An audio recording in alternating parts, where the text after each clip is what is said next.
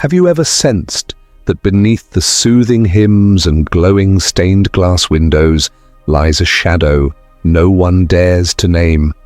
Picture Jesus not as the gentle shepherd cradling lambs, but as a 5-year-old whose words could wither a child, the way a flame devours parchment. What if the Saviour's first miracles were not healings but outbursts, raw, untamed, lethal? Tonight we plunge into the forbidden infancy gospel of Thomas, a text so unsettling it was branded heresy, locked away and whispered about only by those willing to risk excommunication. Stay with me, because by the end of these 30 minutes, you may never look at divine power or your own childhood innocence the same way again. Gospels read in Sunday school soothe us with love your neighbor platitudes. Yet early Christians traded stories of a boy Messiah who molded sparrows from mud, clapped once, and commanded them to soar, only to strike dead the child who scattered his tiny sculptures. How do we reconcile that image with "Blessed are the meek"? Perhaps we were never told the whole story, or maybe we refused to hear it. In an Egyptian monastery near the Nile, an 8th century monk named Theophilus copied the infancy gospel by moonlight. Legend says each time he inked the words and the child fell dead, a candle snuffed itself, forcing him to relight it in trembling silence. When raiders finally stormed the monastery, every scroll burned, except his. The parchment lay untouched, in the ash, as though an invisible hand protected the tale no cannon could kill. Why would the early church fathers, guardians of orthodoxy, fear a toddler miracle worker with a temper? Because power without restraint terrifies rulers. A child god, able to shatter bones by a whispered curse, undermines the neat hierarchy they labored to build. If divinity can be reckless, then authority can be questioned, dogma fractured, and every comfortable certainty dissolved. Imagine sitting by that Galilean stream. Mud between your toes, sun on your face, and a boy forging life from lifeless clay. Would you worship him or run? That tension ignited centuries of debate. Was young Jesus still learning to master omnipotence? Or did early storytellers project their own fear of unchecked power onto him? A millennium later, Spanish conquistadors seized a wooden chest in the Andes. Inside lay a single folio written in Syriac, pages of the infancy gospel. The Inquisition tribunal demanded it burned, but the Peruvian scribe who translated it slipped a copy beneath his cloak, claiming a vision told him, "Guard the child's shadow, for light hides within." His copy surfaced in Lima 4 centuries after, sparking fresh controversy. Or modern psychology teaches us the shadow is not evil, it's unintegrated force. Thus, this fierce child Christ invites us to confront our inner storm, the rage we buried under polite smiles.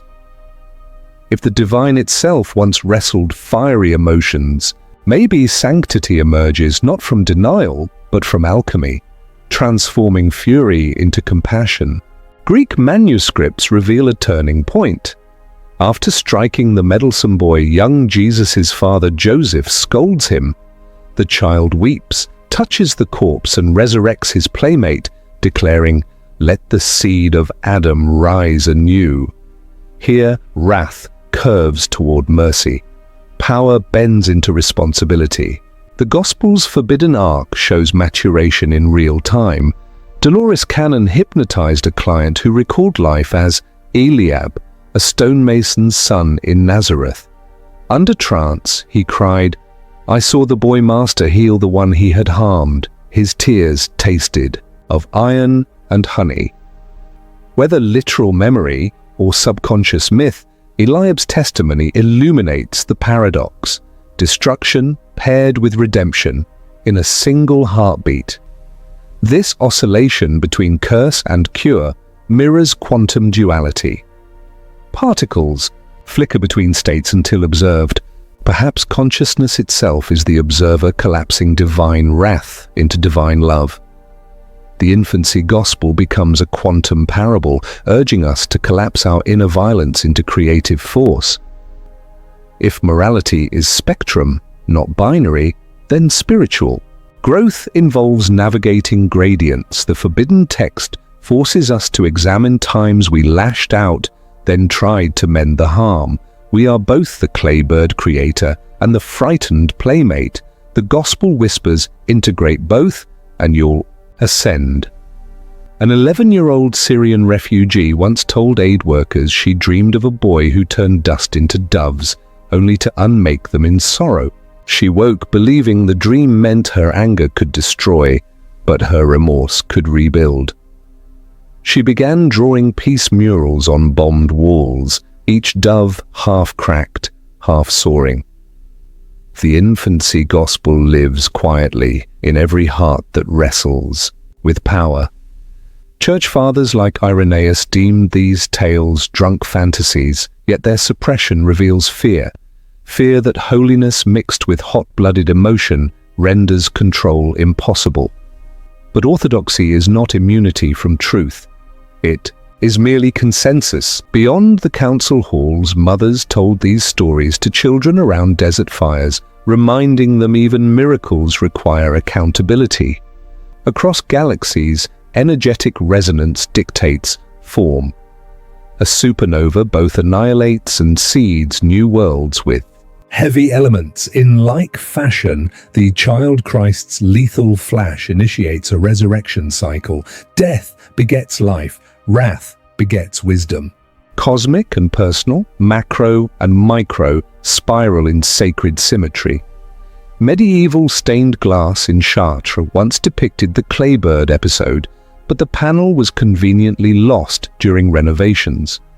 Local legend insists the glass still exists, hidden behind a false wall to avoid offending pilgrims. Tour guides swear that on stormy nights, faint bird shapes flutter across the nave as though the secret vignette still projects its story in shards of colored light.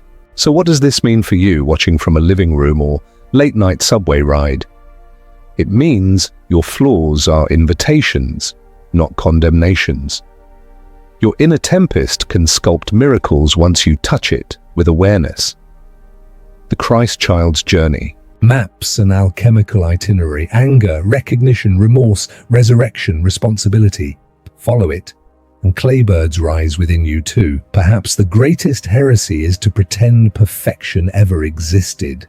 The true gospel may be less about spotless divinity and more about transformation in motion. By embracing the uncomfortable chapters, we access a deeper compassion for ourselves, for each other, for the unpredictable cosmos. Breathe. Feel the pulse in your fingertips. That surge of life is the same current that once coursed through a clay bird's wings and through an impulsive child, Messiah learning the cost of power. If divinity can evolve, so can we. If these hidden pages cracked open new questions in your mind, nurture them. Let them flutter. Share one revelation you felt tonight in the comments. Your words might spark someone else's resurrection moment. Thank you for journeying beyond sanctuary walls and curated hymnals. Share your thoughts in the comments. Thank you for watching. Join our community by subscribing to this channel. Until next time, keep seeking and let every claybird you sculpt teach you how to fly.